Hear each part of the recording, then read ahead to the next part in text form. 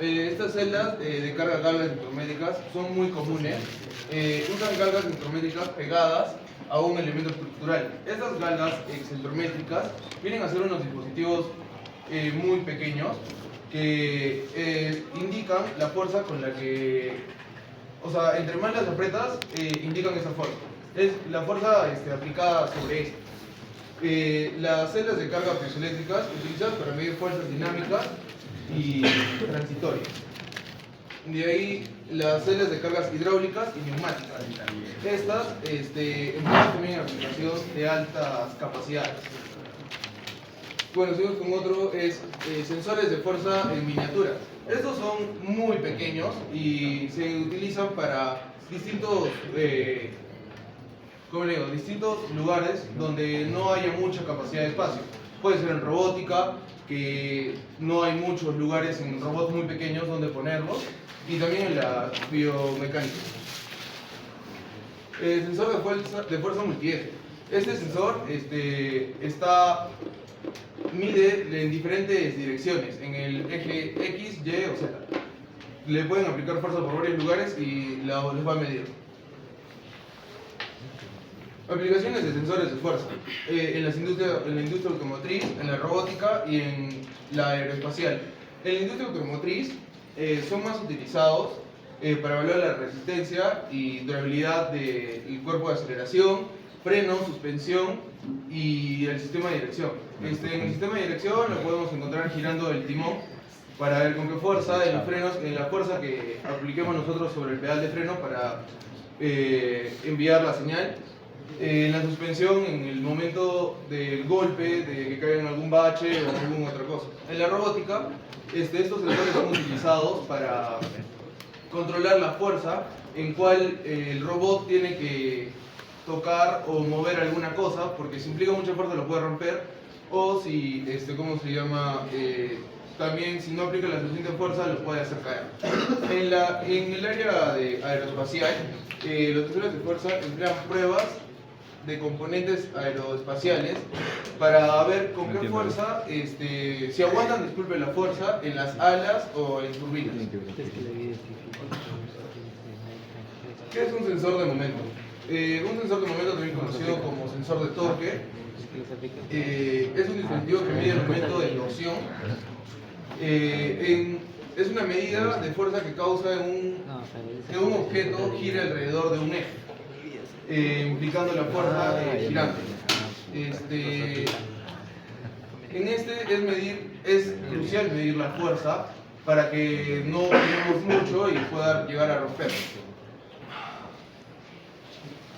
Aquí tenemos 4 tipos de sensores de momento: los sensores de torsión capacitivos, los sensores de torsión con galgas extensiométricas, lo que ya le indiqué al momento de que son muy pequeñas, sensores magnetoelásticos, sensores ópticos de torsión. Las aplicaciones de los sensores de momento los podemos encontrar en la medicina, en la construcción y en manufactura. En la medicina, los sensores de torque o dispositivos se utilizan para personas con discapacidad, para emplear equipos de rehabilitación o alguna pieza que le esté faltando, ¿no? En la construcción, monitoreo de torsión en estructuras críticas, asegurando integridad y seguridad de puentes, torres y edificios. Esto es para en sí ponerlos en la construcción para ver cualquier movimiento, ya sea, no sé, causado por algún temblor o algún sismo o algún defecto que hay. En la manufactura, el monitoreo de torque en herramientas de ensamblaje, control de calidad en procesos de producción. Eso lo podemos ver aquí hasta en el taller, cuando no sé, utilizamos, tenemos que ajustar algún perno, o utilizando algún dado, alguna medida especial. Entonces cada cosa tiene un punto en el que ya está suficientemente ajustado, porque si lo seguimos girando puede llegar a romperse.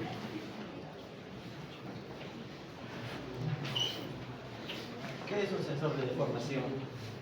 Un sensor de deformación, también conocido como extensómetro, se encarga de medir las deformaciones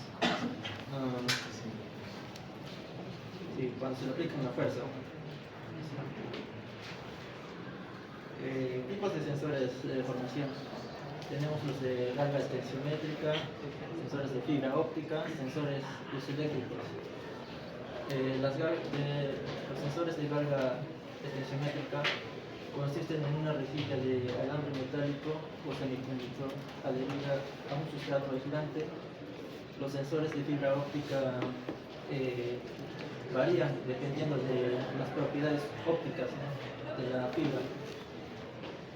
Y los piezoeléctricos, bueno, están compuestos de un cristal, que es un material piezoeléctrico.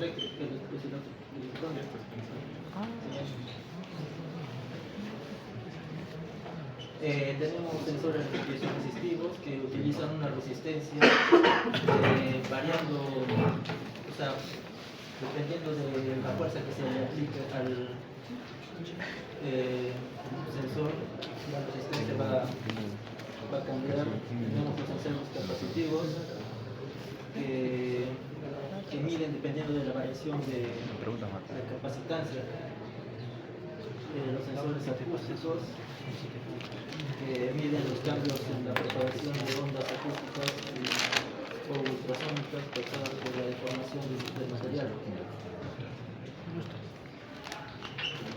Aplicaciones de sensores de deformación. Bueno, por lo general la mayoría hace monitoreo de estructuras.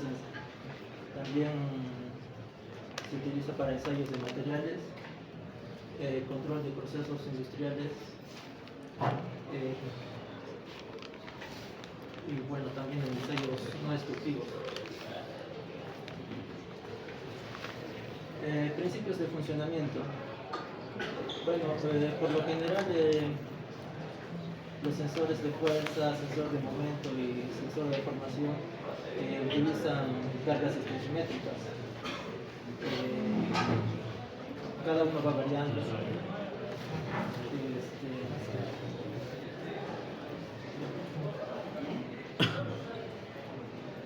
Tecnologías y materiales. Los sensores de fuerza están compuestos de polímeros, cristales, piezoeléctricos y aleaciones metálicas, que pueden ser el cromo, níquel, aluminio. Los sensores de momento también, ¿no?, tienen aleaciones metálicas, también fibra óptica. Los sensores de deformación igual, ¿no?, que los demás, aleaciones metálicas, polímeros. En este caso también hay uno. Integración y calibración. Bueno, primero para la integración tenemos que saber cómo debemos ponerlo a una máquina para ver la precisión de las fuerzas y la información. Tenemos que ver en la integración electrónica, el ambiente de operación. Es importante ver las condiciones ambientales, la temperatura, humedad, vibraciones que pueden afectar el rendimiento del sensor. La calibración, bueno,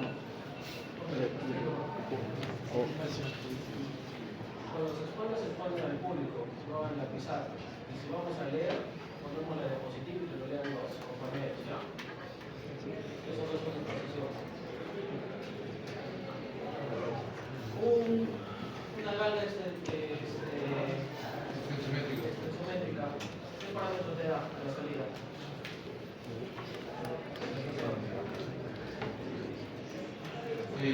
La resistencia. ¿Cómo proteges un sensor de presión? Bueno, en todo caso, un sensor de fuerza, ¿cómo lo proteges? ¿Cómo lo proteges?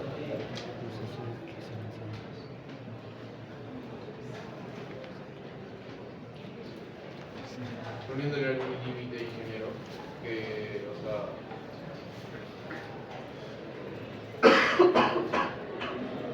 Está bien, se ponen limitadores energéticos.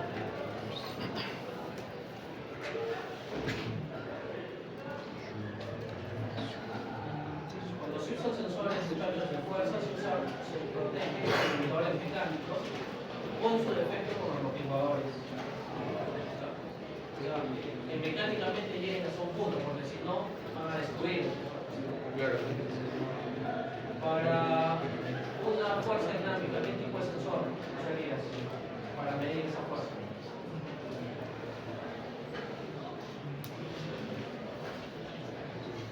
¿O qué tipos de sensores entonces de fuerza hacen? Un sensor de carga piezoeléctrica. ¿No se toma una carga dinámica? El de garras sectormétricas, ingeniero. ¿Por qué? En realidad el piezoeléctrico, ¿no? ¿Por qué? ¿Qué, ingeniero? ¿Por qué? Porque un piezoeléctrico es una de las tecnologías, ¿no? Porque se adhiere a la estructura. No exactamente. Un piezoeléctrico es mucho más rápido que un resistivo. Y dan lecturas precisas, ¿no? Tienen una mayor eficiencia, una mayor sensibilidad que un mecánico puro como de la Entonces, si es dinámica, significa que hay fuerzas constantes, ¿no? O hay fuerzas casi siempre. Entonces, un sensor del tipo Geiger va a tener una deformación más rápida y aparte de eso no tiene una respuesta tan inmediata como lo tendría un piezoeléctrico.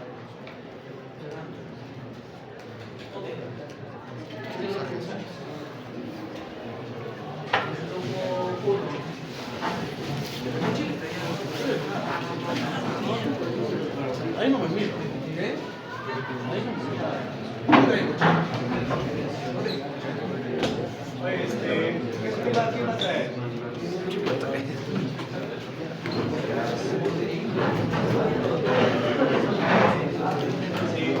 Si puede traernos el último, o sea, de link.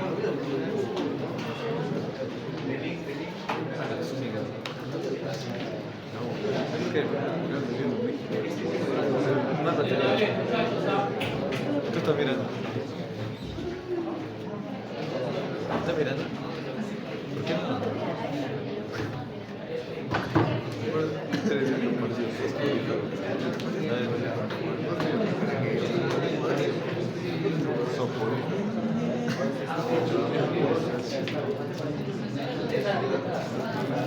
Oye, ¿cómo te fue en tu expo de Qatar? ¿Han ido todos a contar, no?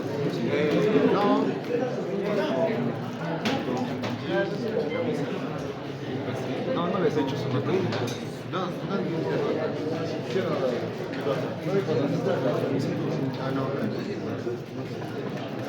Es que ahí dice todos formal. Ustedes están en la nota, En la otra nos bajó nota en la nota. O sea, no te dice nada, solo habla. siempre es con esa idea de vender, creo. Sí. No estamos haciendo nada. ¿Cómo que no me No, pero o sea, dijo que era sobre un tema de una litigación. Licitación. Pero nosotros no nos dijo que está bien. Bien, no está mal. Pero que, o sea, me he puesto, hemos hecho esta pieza. Entonces, Lo que salió. No te preocupes mucho, porque ¿cómo te van con vos? no, ahí estoy tranquilo. Te quiero ver ese día con el saque, ponerte ¿por qué estás galvanizando? Por eso la mañana no tienes galvanizado. No, está bien.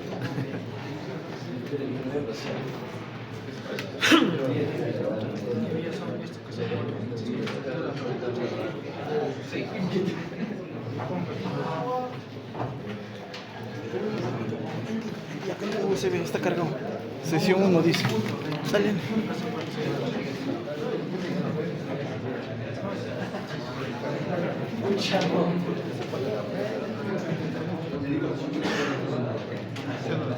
¿Qué? En la raza con el límite de vida. Sí, sí. ¿Contamos con el tiempo completo o se nos quita lo demorado? Sensores de proximidad. Tenéis cada minuto que pasa. Ya, sensores de nivel y de proximidad. Siguiente. Básicamente los sensores de nivel y proximidad son dispositivos que nos miden la capacidad de flujo o la distancia que hay desde el flujo hasta la tapa de unos contenedores o tanques. Siguiente. Podemos tener mediciones puntuales, continuas sin multipunto. La puntual solo mide una vez al lapso de un tiempo, y la continua mide constantemente, y el multipunto tiene diferentes sensores en diferentes puntos de tanque. Siguiente. Bien, hablando de los sensores, siguiente. Tenemos el sensor de nivel de fuego. ¿Diga? Ya has comido 8 diapositivas.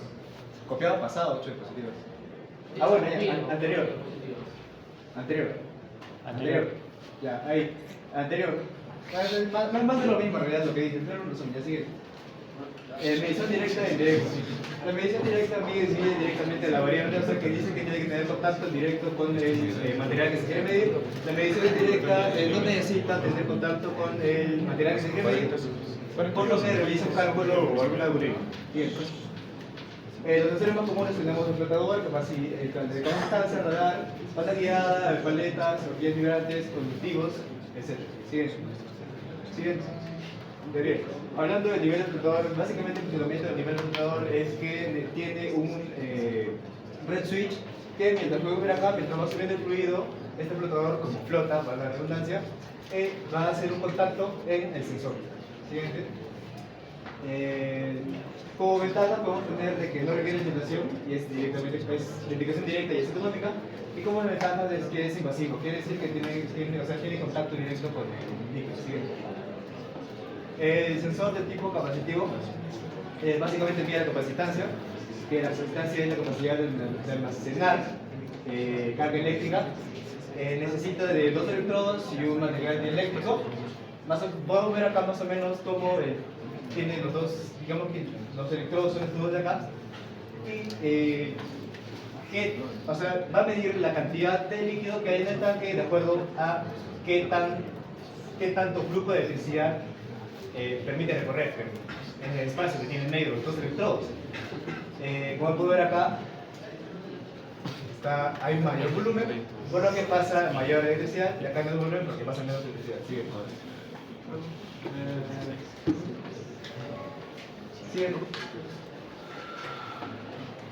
Ya ven, sensor de tipo radar básicamente le una señal de radar que nos permite medir el tiempo. Esta señal rebota en el líquido y con el tiempo que detecta el sensor, calcula la distancia. También tenemos el radar de onda guiada, que es más preciso. Siguiente. Como ventajas tenemos que cualquier calibración, es bastante preciso, no se ve afectado por temperaturas, presión ni polvo, y tiene medición sin contacto. Desventajas, puede ser costoso y tiene rango de emisión limitada. Siguiente. El sensor de corrientes rotativas se consta en una paleta que va girando, y mientras el material líquido, o especialmente sólido, va aumentando el nivel, este sensor va a detectar este cambio o esta resistencia en la posición de movimiento y va a enviar un pulso eléctrico. Tenemos el sensor de horquilla vibrante. Este sensor de horquilla vibrante lo que hace es que tiene una electrónica que hace vibrar la horquilla vibrante. En cuanto el sensor o el líquido aumente el nivel, este sensor va a detectar una diferencia en cuanto a la frecuencia de movimiento. Pues se puede ver acá, cuando no está en contacto tiene esta frecuencia, y cuando está en contacto pues la onda se amplía. Siguiente. Como aplicaciones tenemos que puede ser para el control del nivel de líquidos, sólidos, minerales, procesamientos químicos, elementos de bebidas. Ventajas es bastante compacto, es rentable, es desventajas, es invasivo y el número de usos es limitado. Sensor de nivel conductivo básicamente mide la resistencia eléctrica que tiene mediante estos electrodos mide la resistencia eléctrica. En cuanto más líquido haya, va a haber menos resistencia, y cuanto menos líquido haya, va a haber más resistencia. ¿Cómo se mide la resistencia? Mediante los electrodos, ¿no? Cuando tiene el primer electrodo, cuando el líquido está a nivel del primer electrodo, no se va a cerrar el circuito hasta que alcance el segundo electrodo. ¿Cierto? Sensor de nivel conductivo. Bueno, como ventajas tenemos que no tiene partes móviles, es de bajo costo y fácil de usar, efectivamente. Y la ventaja es que es pasivo, los líquidos deben ser conductores y la reacción se puede reaccionar así. Sensor de nivel radiométrico básicamente mide ondas, rayos X y gamma. A un lado del tanque de almacenamiento tiene un sensor que detecta estas ondas y cuanto más líquido haya, pues estas ondas se van a ver afectadas por el líquido, lo cual digamos que la cantidad de radiación que va a detectar el sensor que va a estar al otro lado del tanque, cuanto más líquido haya va a tener menos contacto o sea, va a detectar menos radiación y cuanto menos líquido haya va a detectar más radiación. Bien. Como alimentaciones de este tipo de sensores que suele ser bastante peligroso por la radiación, además de que suele requerir de una calibración regular y un mantenimiento y licencia. Siguiente. Bueno, el sensor hidrostático mide la presión hidrostática del tanque ejercida por el líquido mediante su altura y su densidad. Siguiente.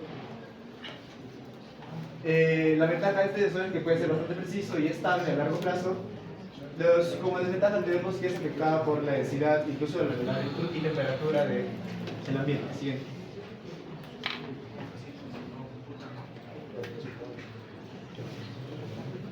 Siguiente.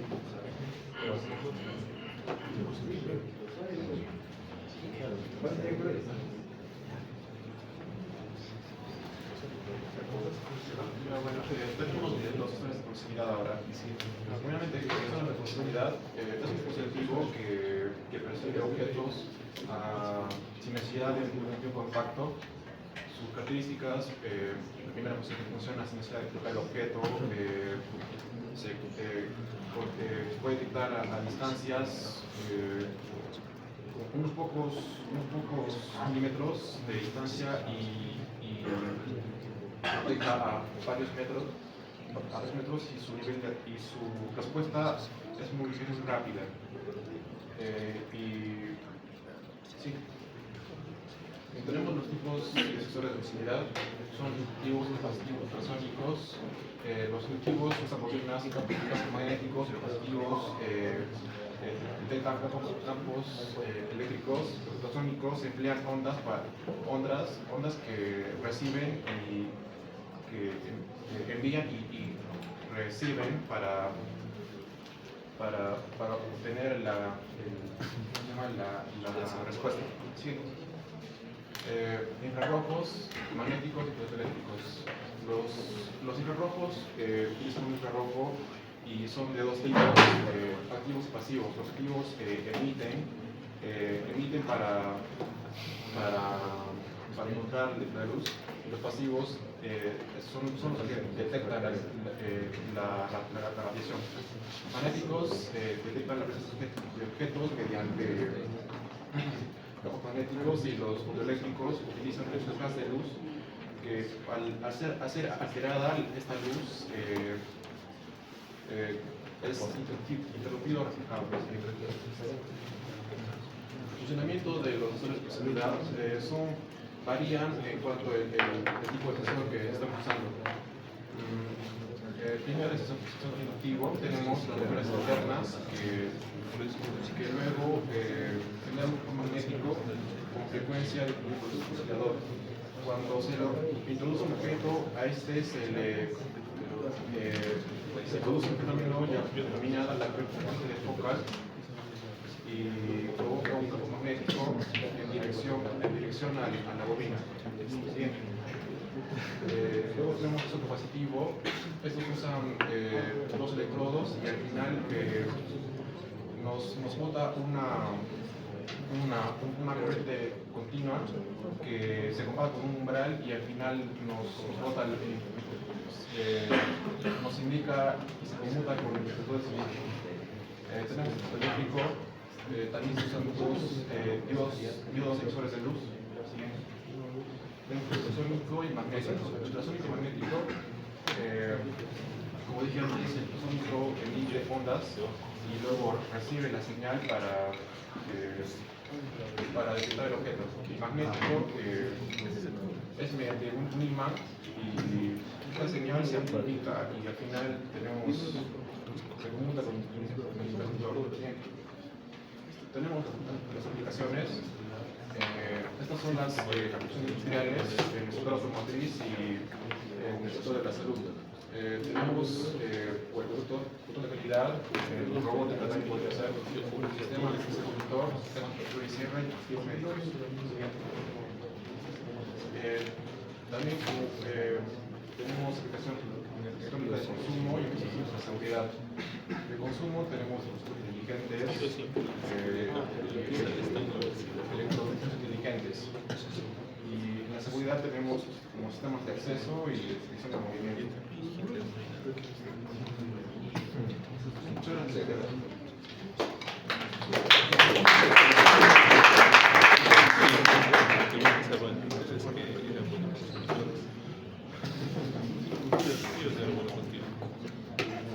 ¿Qué diferencia entre un sensor de radar y un sensor ultrasónico?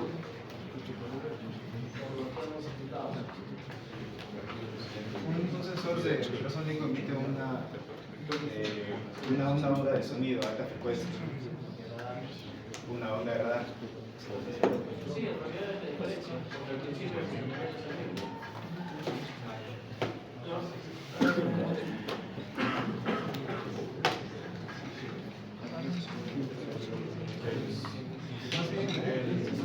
El sensor de radar son 15 y el sensor de ultrasonido envía y recibe la señal.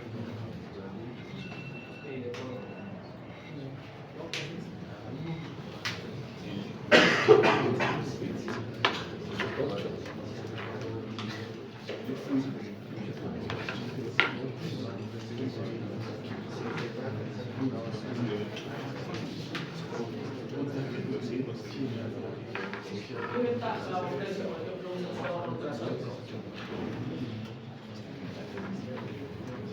Porque proximidad de nivel es casi lo mismo, ¿no? Su respuesta es más rápida. No.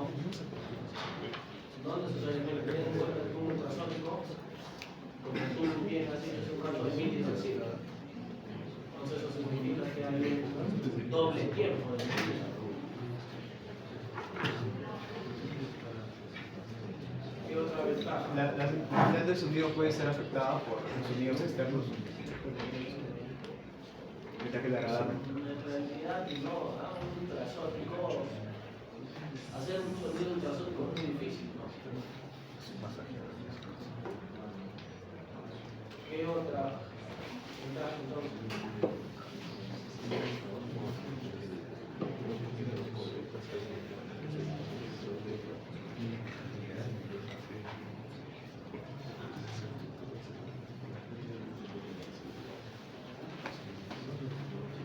¿Qué parámetros afectan la medición en un sensor de nivel?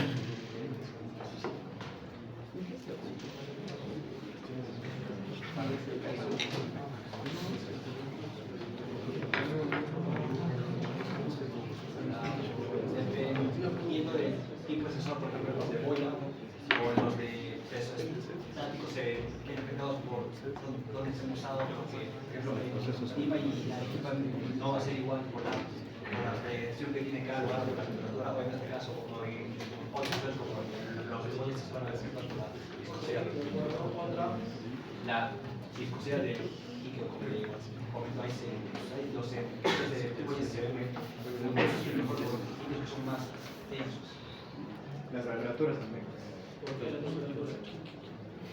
porque en cierto tipo de sensores, la temperatura puede afectar la medición, o incluso el líquido del material, y los sensores que tienen contacto con el material, que son de medición directa, puede afectar incluso hasta la batería. Por ejemplo, como la sonda de radar puede afectar, en el caso de, bueno, la sonda de radar no tiene contacto directo, por lo cual la temperatura del líquido o cualquier otra temperatura no lo va a afectar. Pero por eso, o sea, un sensor de radar, un sensor óptico no afecta la temperatura.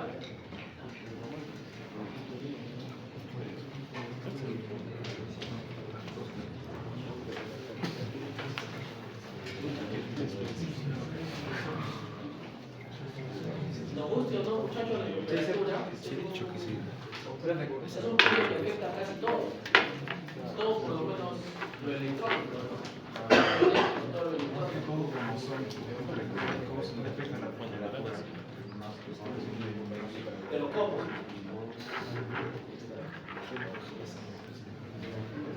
Para empezar, quítense de la cabeza que medir un nivel es medir agua.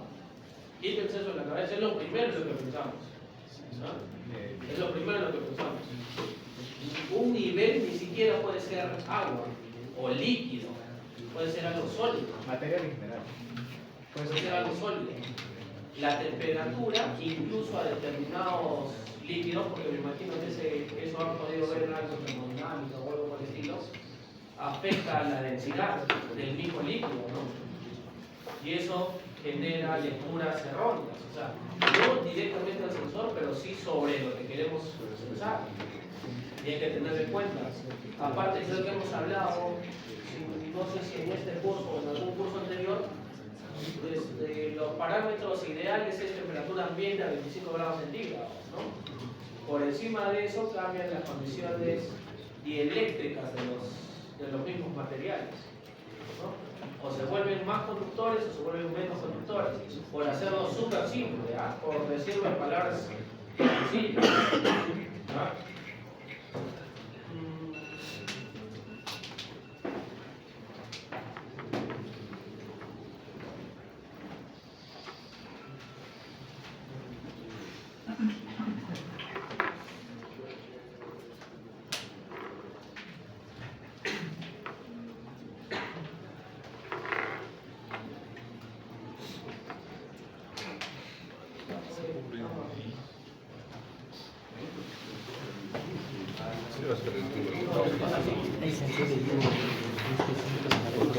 ¿Puedes hablar?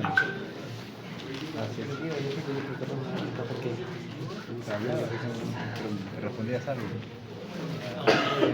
Creo que sacamos 15. ¿Ah?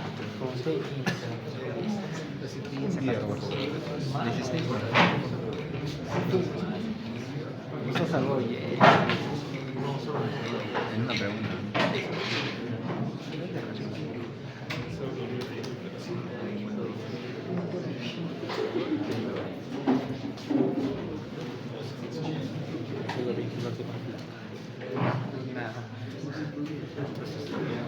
Buenas noches, ingeniero, buenas noches, compañeros. Nuestro grupo se basa en sensores de humedad y sensores de ¿Ha salido? Con un primer inciso vamos a hablar sobre su origen, el cual los sensores de temperatura empezaron a salir cerca del siglo XIX, el cual el termopar fue creado por Thomas Johann Seebeck en 1821. Los termopares y los RTD fueron avanzando progresivamente cerca de la mitad de la segunda mitad del siglo XX, y gracias a estas tecnologías los sensores de temperatura son más avanzados gracias a los semiconductores y a los nuevos materiales. Hablando de nuevos materiales, hablando de los nuevos materiales, hablo del níquel y del platino. Sí. Ahora, en base a los sensores de temperatura, hablamos del impacto de la actualidad. En la medicina, como sabemos, es más que todo para el diagnóstico y tratamiento de la temperatura corporal. En su industria, más que todo es el control de procesos, como es en los hornos industriales o en procesos de soldadura. En la automotriz, más que todo es la temperatura del motor y sistemas de climatización. Y en la electrónica de consumo, pues sabemos que en nuestras computadoras son capaces de regular su temperatura interna para evitar sobrecalentamientos. Ahora hablemos de sus tipos. Tenemos el termopar, el cual se basa en el principio Seebeck, que he mencionado, el cual consiste en dos placas de metal que están unidas y en el otro extremo sale corriente. Aquí presento un termopar, no sé si lo logran ver. Acá se pone la temperatura y acá sale el voltaje, que es proporcional. Y ahora hablemos del RTD, que muchos sabemos que es la PT100, que se basa en el principio de resistencia. Siguiente.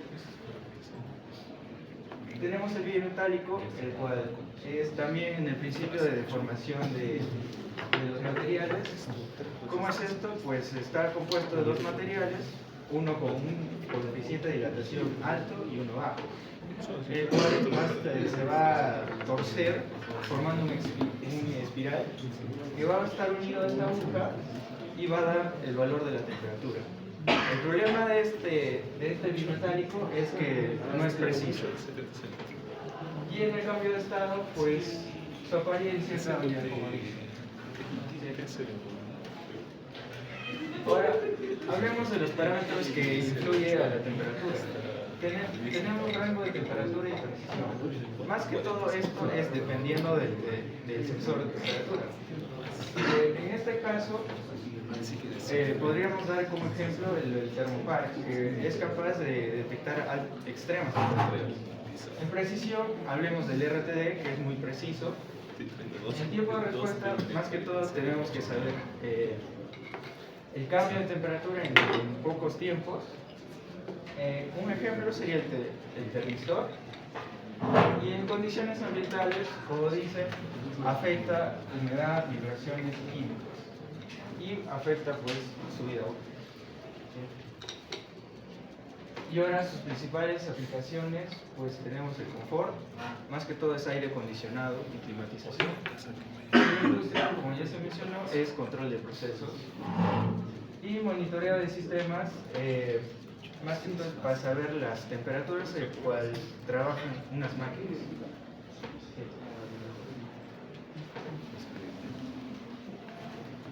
Buenas noches, yo soy Luis Gustavo y voy a continuar con los sensores de humedad, el cual tenemos origen en el siglo XV. Tenemos a Leonardo da Vinci y tenemos a Galileo Galilei, que comenzaron con los higrómetros mecánicos. Con el tiempo de evolución, el desarrollo de los nuevos materiales y los años que pasaron, tenemos en la mitad del siglo XX, tenemos nuevos tipos de sensores, o al menos la mejora, y se centró en la miniaturización y precisión, lo cual podemos referirnos que antes tenemos higrómetros de gran tamaño que actualmente se llegan a utilizar solo por tener una mayor potencia y mayor precisión, demasiada potencia, así decirlo. Y la miniaturización, lo que se puede decir es que ahora tenemos hasta pequeños sensores, microcontroladores que capturan la humedad relativa o señales eléctricas. Siguiente diapositiva. Ya, tenemos el impacto en la actualidad, en lo cual en la categoría de agricultura tenemos los invernaderos, lo cual ustedes ya saben que es para las plantitas y así decirlo, y ya muchos conocen que muchos también hacen con Arduino proyectos para el riego automático de estos, en cual dice ahí el uso óptimo del agua, teniendo que ahí captamos la humedad para saber cuánto hay de echarle agua. Así que podemos exactamente abrir la forma de echarle agua Bueno, con algún tipo de manguera o tubos. Y apenas ya tiene el suficiente agua ya calculada mediante el Arduino, se detiene. Y así optimizamos el uso del agua. En la climatología, algo así rápido, que ya que tenemos la humedad atmosférica en general, podemos tener predicciones meteorológicas como la lluvia, neblina o solo nublado en sí. En la industria tenemos los procesos de humedad controlada, lo cual en la industria alimentaria podemos usar en los almacenes cuánta humedad está en ese mismo sitio, zona, para evitar que haya demasiada o poca, provocando que estos alimentos tengan moho o condiciones no recomendadas para los alimentos. En la salud, de forma casi similar que en la industria alimentaria, así decirlo, que acá tenemos que monitorizar ambientes que estén esterilizados y con una humedad recomendada que vamos a necesitar. Siguiente diapositiva. Ya, acá tenemos tipos de sensores, el cual el de bulbo húmedo y seco, acá como ven tiene una temperatura baja y una alta, siendo así que estos dos termómetros son iguales, pero en el bulbo húmedo se diferencia porque se le pone un humidificador, el cual ese puede ser un pañuelo húmedo, el cual ya que está húmedo, trata de igualar la temperatura tratando de bajar la temperatura. Ya que, como dije, redundantemente, trata de igualar la temperatura, el agua del pañuelo se evapora. De esa forma, viendo que vamos a conseguir una humedad relativa. Pero esa humedad relativa se halla por la presión de vapor saturada de por la disminución de la temperatura, y presión de vapor saturada de teniendo la adición entre estos dos multiplicado por 100 para hallar el porcentaje de humedad relativa. Ahora, es una forma rápida, el capacitivo ya es de forma así conectada rápida a un circuito eléctrico para tener una señal eléctrica cuando cambia la capacitancia entre dos placas conductoras, cuando se ve una humedad relativa distinta, ya por así decirlo. Siguiente diapositiva. Acá tenemos el tipo mecánico, que es una forma sencilla de entender. Digamos una fibra orgánica, que sea como pelo de animal, o una fibra sintética de material ni de algo así, por así decirlo. Lo siento por el conocimiento que no llego a recordarme un material sintético, pero la cosa que, digamos, una fibra orgánica, cuando se extiende con el resorte, se ve que conectado a un circuito eléctrico va a aumentar la humedad relativa. Pero si se contrae en la fibra, vamos a tener una humedad relativa baja, ya que las propiedades de una fibra orgánica o una fibra sintética es que si hay mayor humedad relativa, se llega a expandir, y si tiene una menor, se llega a contraer.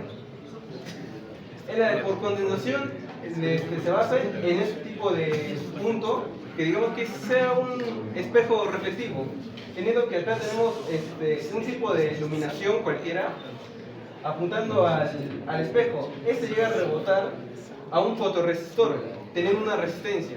Y también tenemos otro fotorresistor para la iluminación acá mismo, el cual el primer fotorresistor que va a depender del reflector del espejo puede variar, mientras que el otro que está en la iluminación no varía y va a quedar fijo.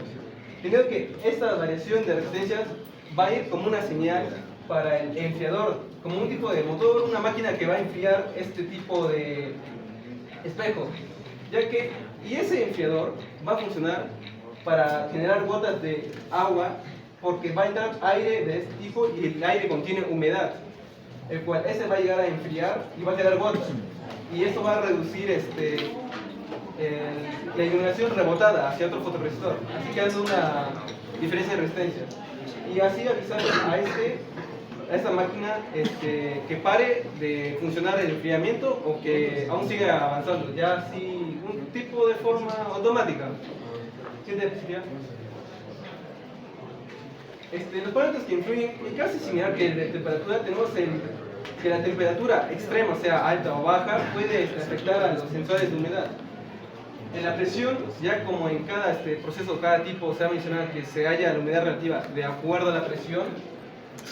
Una mayor presión, una menor, puede afectar en la densidad del aire, en las condiciones ambientales, sea el polvo, el gas o cualquier tipo de otra condición, afecta a los sensores, lo cual necesitaríamos un tipo de carcasa que proteja ese sensor para evitar ese tipo de problemas. Los tipos de respuestas ya simplemente a saber, unos inalámbricos pueden tener un mayor tiempo de respuesta, mientras que otros conectados pueden tener un menor tiempo de respuestas, aunque hay unos mayores, más potentes, por así decirlo, y tener un menor tiempo de respuesta. ¿Qué diapositiva? Y en las principales aplicaciones, así vistas en la vida real, decirlo, tenemos también igualmente en la zona de confort, como los aires acondicionados, igual que la temperatura, ya que la temperatura y la humedad relativa van de mano para hallar qué temperatura ideal quieres y también qué humedad ideal vas a querer. Y en la industria, como ya dije antes, en la industria alimentaria para los alimentos y controlar su humedad que tengan. Y también, como se dijo antes, en la meteorología. Y ahí concluiremos. Gracias por su atención.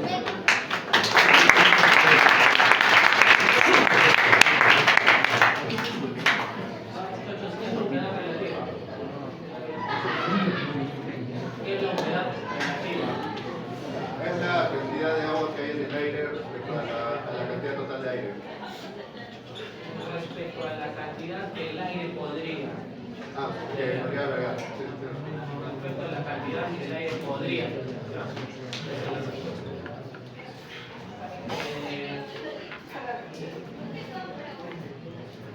¿Qué ventajas presenta una RTD con respecto a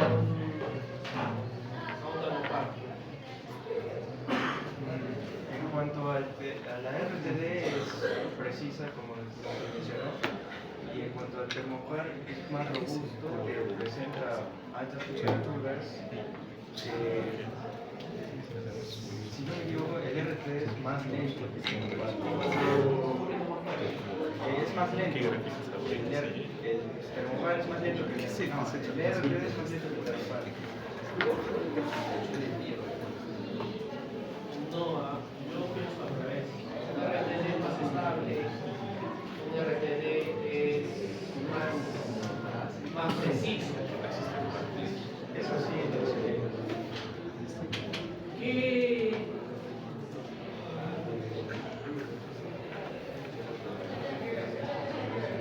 ¿Qué coeficiente es de los más importantes según sensor resistivo?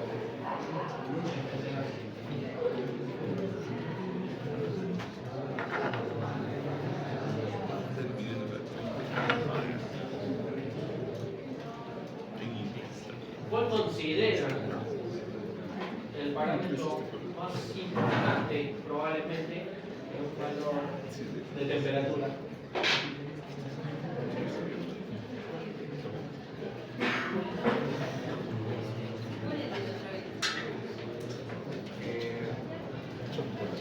Del mismo sensor, estamos hablando del entorno, del mismo sensor. o sea, la resistencia a más tráfico presenta más resistencia. Un sensor de temperatura infrarroja.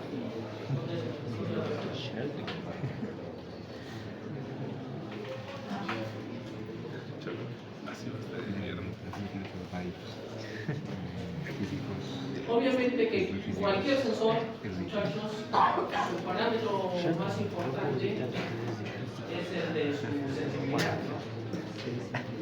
En este caso, para ser más técnicos, un sensor resistivo es el coeficiente de temperatura. En cristiano, técnicamente se llama coeficiente de temperatura. En cristiano, ¿qué significa? ¿Cuándo varía la salida del sensor con respecto al cambio de temperatura? ¿Entendés? Hay sensores que a los 0.1 grados centígrados te pueden mandar esa señal y hay otros que recién lo harán a los 2 grados centígrados. ¿Vamos a entender? O sea, esa sensibilidad que tienen a su ese coeficiente de temperatura.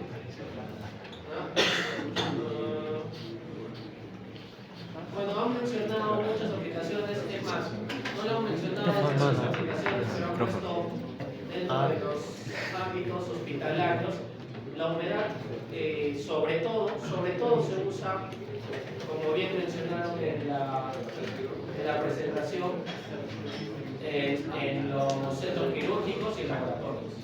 ¿No? En centros quirúrgicos y laboratorios, o sea, porque ahí existe mucha sensibilidad, ¿no? O sea, se pone en riesgo la vida de una persona. ¿De acuerdo? Y un agente que no lo he mencionado, pero que afecta mucho a estos dos sensores, es la contaminación. Así por absurdo que pasa, es la contaminación ambiental, la contaminación de lo que vayamos a medir, la temperatura es también un punto crítico. Así como un metal es conductor, un metal al oxidarse deja de ser conductor. Ya pasa lo mismo. Si yo voy a medir algo y está sucio ese algo, voy a tener muchos problemas. Es una desventaja, pero sobre todo del entorno, ¿no? Es algo que el sensor, entre comillas, no tiene la misma culpa, ¿no? A excepción que sea un sensor cochino, ¿no? Que tengamos un sensor sucio, que ahí ya pasa a ser problema del que aplica la lectura, ¿no? Pero en general es un entorno externo que hay que considerar, muchachos. O sea, nos guste o no, los que hemos podido salir de la ciudad a otras ciudades, y en comparación más concreta a Lima, el aire es distinto en Lima que acá, no solamente por humedad, sino por la misma contaminación que existe allá. Buena chula. Lima, la gris no es necesariamente por lo nublado, ¿no? Por su contaminación. En general, medir la temperatura ahí, por decirlo de alguna manera, es más dificultoso por las partículas contaminantes que existen, ¿no? Muy bien, muchachos.